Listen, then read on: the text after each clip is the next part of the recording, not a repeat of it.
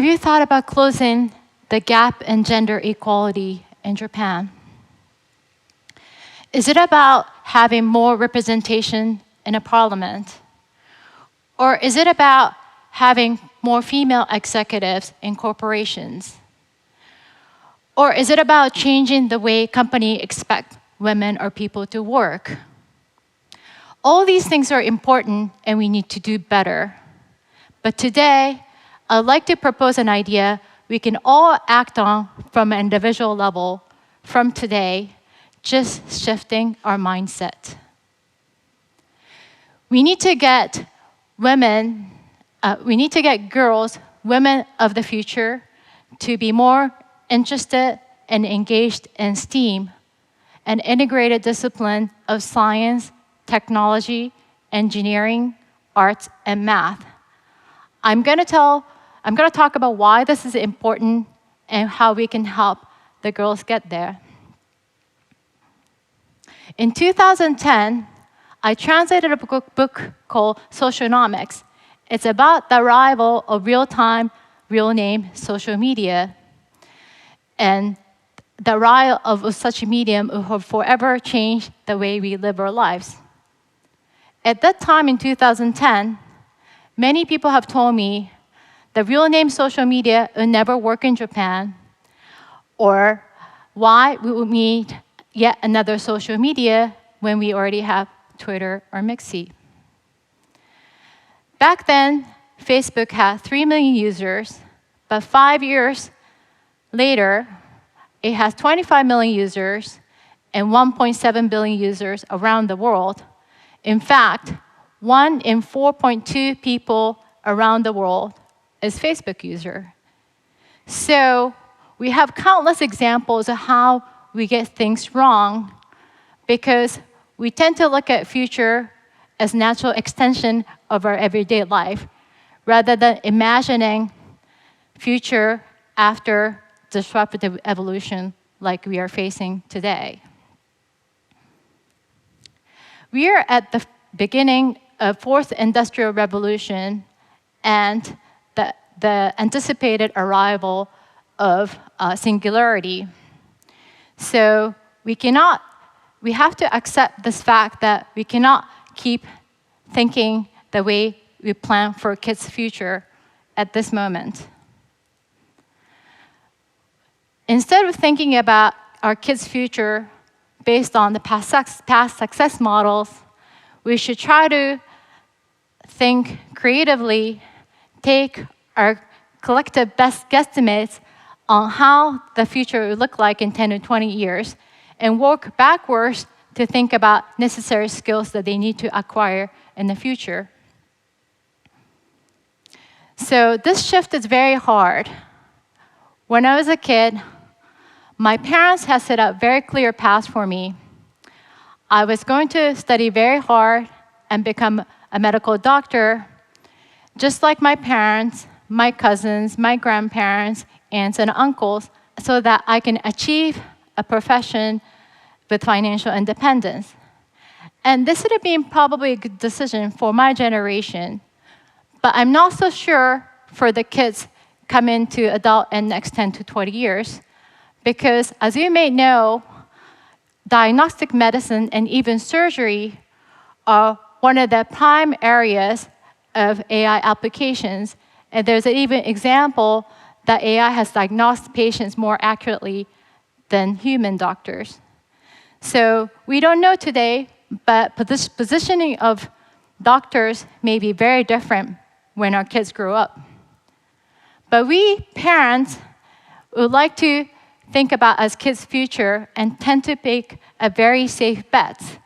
So even today, according to a survey by Crare, many parents of first grader kids hope that their kids in the future will have jobs in governments or in medicine, where we traditionally thought are very safe professions.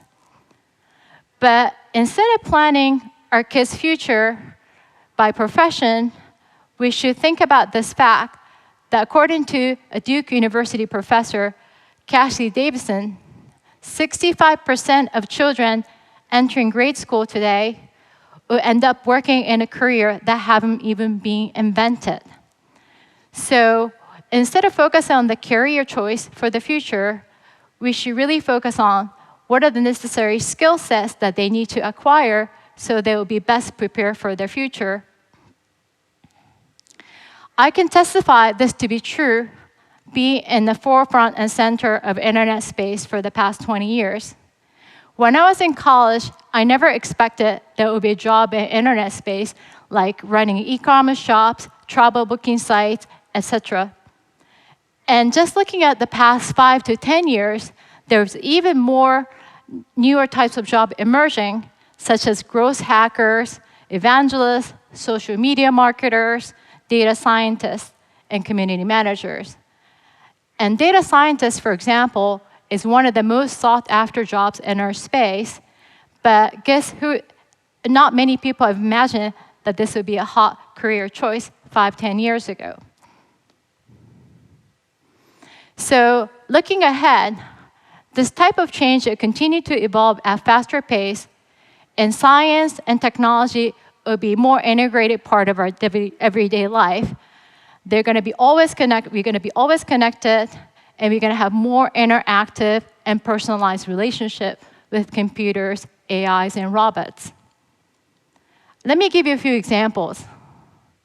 Amazon's audio-based AI, Echo, it starts out as a simple speaker of, I ask Echo tomorrow's weather, and Echo will give me the weather back type of relationship. But the more you use Echo, the more it adapts to your speech patterns, personal preference, and the vocabularies. And this is just the beginning. Or fabric, in fashion space, connected fabric and fashion and furniture are becoming a very hot subject. For example, Google has a project called Project Jacquard, where they're transforming the fabric into interactive surfaces. So they can always monitor your heart rate, or you can always take a call, etc. So like these examples, more and more things that were not traditionally online are becoming online, like farming, factories, inventories at clothing store, and soon enough, inside our body in the future, probably. So as Kevin Kelly says in the recent book, our future depends on how well we can work with computers and AIs and robots so that we can outsource mundane tasks to them and we will focus on creative output. All this rapid change may be a little bit scary to you because there's a heightened level of uncertainty and ambiguities, and we don't really know what's best for our children. But I think, especially for women, these technological future can be very empowering because women in general are busy species managing career and family, etc. And we can definitely take advantage of these heightened brain power or physical strengths from the evolution of computing and AIs and robotics, so we can optimize and focus on our creative output to something better. But today's situation in Japan is not so great. According to World Economic Forum's 2015 report, Japan is ranked 101 out of 145 in gender equality ranking. And the recent government statistics tells us that the situation of Japanese women calls for serious improvements. For example, right now at college, 42% of students are women, which is great. However, in areas of future growth, science and technology, only 1 in 5 students are women, and in areas like electrical engineering or mechanical engineering, only 3 to 7 out of 100 people are women. Just imagine this room is filled with electrical and mechanical engineers, and only half a front row is filled with women. And the status of the workplace is not even that great either. Only 1 in 5 women in ICT industry is women, and 13 out of 100 in construction. So the lack of women's voice in the workplace is persisting a salary gap for women. Imagine you're a man sitting right next to you is a woman with very similar qualification and job responsibilities, but she's paid 30% less than you. What do you think about that? And do you like to see this happen for your daughters in the future? I don't think so. And the more serious issue is that more than half the women today are employed in contract and temporary work arrangements, which is creating even depressed salary scale. But more importantly, these job types tend to be relatively administrative and support-based by nature, which is a prime target for disruption by this coming technology of AI computing. So according to the latest report by World Economic Forum in 2016, we see they project 5 million job loss to computing and AI in the areas of administrative career, whereas we see job growth in STEM fields. So do you see a dilemma here? The future of more promising profession is moving more and more into technologically embedded and infused fields, but many women are not participating in those opportunities because we simply don't have enough students pursuing these STEM-related degrees. And how do we begin to make a change? We need to start early. The statistics says that even at primary school, the girls are already starting to opt out from STEM fields. Like in math, there are more girls disliking math than girls liking it, quite the opposite for boys. And in the field of science, there's generally limited interest, perhaps because there's lack of immersive experiences for science projects at primary school level. But all these lead up to the fact that girls opt out from not pursuing STEM fields very early on.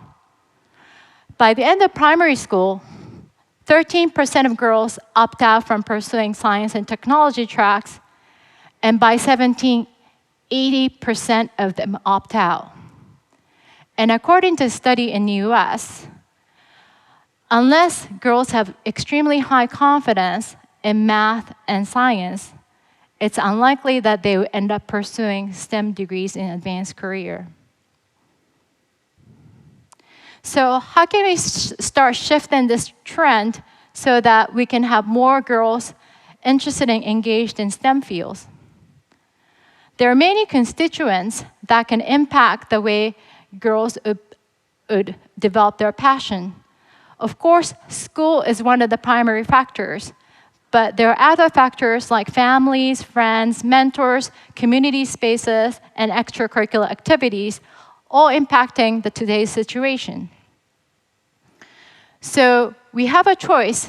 We as parents can think more creatively and start thinking about how to get our girls to be more interested in the skill sets of the future, or do we need to focus on a traditional path? We think we have a choice here. I would like to propose getting more girls interested in STEM by adding A to the mix, art. Why? Adding art to the mix makes this integrated discipline more appealing to girls with more creative input, and rich storytelling, more collaboration, and more importantly, less boyish feel to the discipline. And immersing kids into STEAM would also help us instill important skill sets like creativity, critical thinking, and social skills. So we shouldn't wait for schools to start embracing STEAM learning, because today's school curriculum are strictly cut by subject and timeline, which makes it very difficult to implement immersive, integrated STEAM learning activities. And rather, we should think about time, kids' time outside of the classroom for young kids, since they still have lots of time outside of schools, so we can try to come up with integrated STEAM activities and plays that they can be interested in participating. So how we can begin to start making a change? It's quite simple. Kids love to play. Kids love to make things, change colors, break things, blow things up, and work with friends. So instead of focusing on kids learning in front of their desk using textbooks, we can try to activate more free-form integrated STEAM play so that they will be interested and engaged in STEAM play, just like they're engaged in playing tags or video games for hours. I have an example. Last month, I had an opportunity to take my kids to Tokyo Maker Fair, and they had this giant race course called Nerdy Derby, where they were able to create cars with all the available materials, test the cars, and compete with other friends at the venue.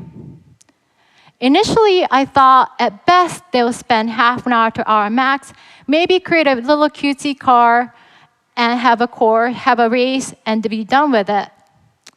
Contrary to my anticipation, my kids couldn't get their cars go over the ramp and finish the race. So they wanted to stick with the activity until they're able to finish the race course. So they spent 4 hours without lunch, creating, testing, not be able to make it, come back, reiterate, and so forth. And by the end of 4 hours, my daughter had 30-second version of her car. And she wasn't complaining. She wanted to do this. So these type of immersive experiences are exactly the types of experience we would like to instill in kids so that they can find their own passion, they can be the center of their own learning, and be exposed to STEAM areas without them recognizing it. So we have some signs of these spontaneous STEAM learning spaces in the US. Right now, there are 50 and more maker spaces and hundreds of youth maker clubs around the countries at schools, libraries, community spaces, and so forth.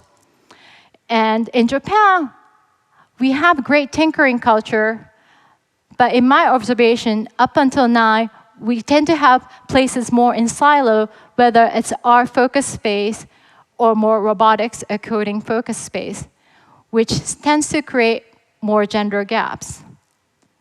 So it is my hope and dream that in Japan, we will also have more gender-neutral, broad-based, spontaneous learning STEAM maker spaces so that more girls will be participating in activities which traditionally they thought might be more boy-dominant plays or activities.